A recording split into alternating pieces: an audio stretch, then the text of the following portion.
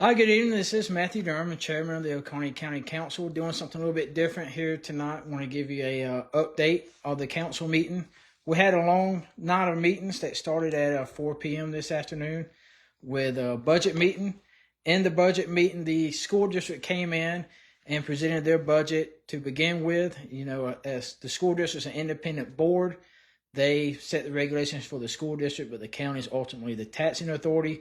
So they present their budget to us. We'll have to approve their budget, and then the millage again later in the fall. They provided us with a lot of material, a lot of good information. It's a lot to digest too. They left us with some books, and we'll review them and we'll reach back out to them with any questions we have and fill in some gaps. May bring them back in for another night. After that, we continue with the discussions on the county budget side, preparing for fiscal year 27 budget. The goal is to try to keep that budget as flat as possible, probably include a COLA increase for the employees and not a whole lot of other changes. But we still do not have a final product of that. But first reading will be May 5th for the county budget. After that, we moved on to the regular council meeting, and it was a rather busy schedule night. We moved through it fairly quickly, but a couple of big items I just kind of want to point out to you. We did pass second reading of an amended budget. And fiscal year ends June 31st. So you say, why are you amending a budget this late in the year? Well, we've had the insurance overages and some revenue shortcomings. So we're passing a budget amendment to balance a budget. So we finish out the year with a balanced budget. That'll take place. We'll have a third reading next week, I believe, on Wednesday or Thursday morning. It needs to be done prior to May 1st because there's some language in the budget as well that needs to be changed for the new insurance we're rolling to. We're rolling to PEBA. Health insurance for county employees. Our other insurance looks like it came in about $4 million over budget. So we're swapping to PEBA to cut those costs down. PEBA insurance is what most government agencies is on. And this is great insurance. It's honestly better than what most people get in the private sector. But there is some cost increases to the employees, but minimal, like a family plan to go up about $30. But the deductible goes down by $500 a year. So it's kind of a wash on that end. But we moved on from the amended budget to, we had another ordinance second reading for an incentive package we're putting together for an industry that we hope to gain to bring to Oconee County. It's a very competitive project that's also looking out of state. We're doing ad valorem taxes on them. It's not a fee in lieu of agreement, but it's going to be, if we land it, it's all in the backup material, about a $44 million investment and 107 jobs, and it's a company that's been around for a very long time. And I hope we can land it and bring it to Oconee County because it can bring good jobs and good opportunity for the citizens here and for future generations as well. If they do come, in addition to the 107 jobs, they'll bring about $15 million, maybe close to $16 million in tax revenue over the next 30 years.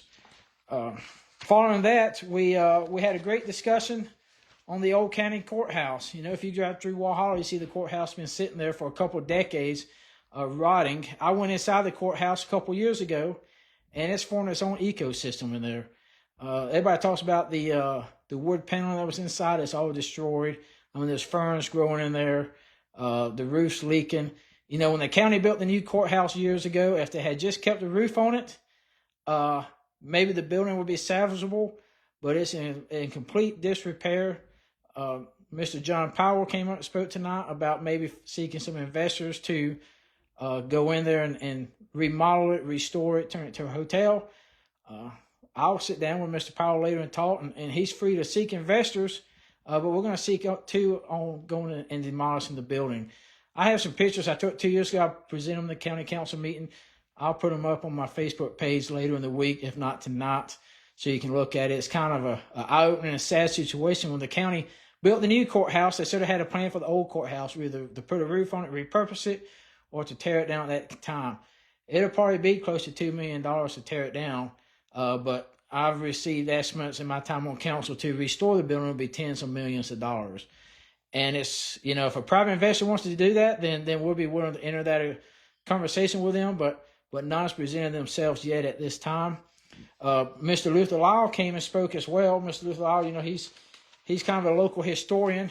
He works at the Museum of the Cherokee. He's also a member of the church next to the courthouse, and he spoke in favor of tearing it down. He's also provided with some information to remove it from the historical registry, which needs to be done as a first step to that. So all that's still very early in the process, and we don't have money allocated for it, but we got steps we got to take before we even get to that point in time. And perhaps the most exciting thing we did tonight was we got the recognized champions, the West Oak wrestling team, 5 in a row state championships on wrestling. I think 10th overall, and they also had a number of individual state championships the other night. They kind of make it a habit of coming and visiting us every year, and it was great to see them and the excitement that they bring and the competitiveness. Because listen, 5 championships in a row, that doesn't happen just by accident. And hopefully we'll get the Walhalla women's basketball team in as well here in a few weeks before school lets out to honor them on winning back-to-back. So that's always exciting things. A lot of boring stuff in government, but it's exciting to see young people come out and to get recognized and then to meet them as well. But I just want to give you an update. That's the highlights for tonight. I'll put out a more detailed Substack a little bit later in the week, maybe early next week on the meeting and the budget process, as well as the school district budget once I get a chance to go through it in detail. They do a presentation. Jay Schickling is the chief financial officer. He's leaving, but he does a very detailed presentation. But in the middle of a presentation, there's a lot to take in, so we've got to take time now to study it and ask questions and come back. But first reading of our budget is going to be May 5th. It wraps up fiscal year for government, goes from June 31st to July 1st each year. And so it'll be wrapping up soon. We'll be finishing up the amended budget next week to balance the budget for this year. And that's just an update I want to pass out. Try and do a little bit something new to inform people. I know people digest information in different ways. But as always, if you have any questions, just reach out to me, send me a message, or give me a call. Thank you all. Have a good night, and God bless.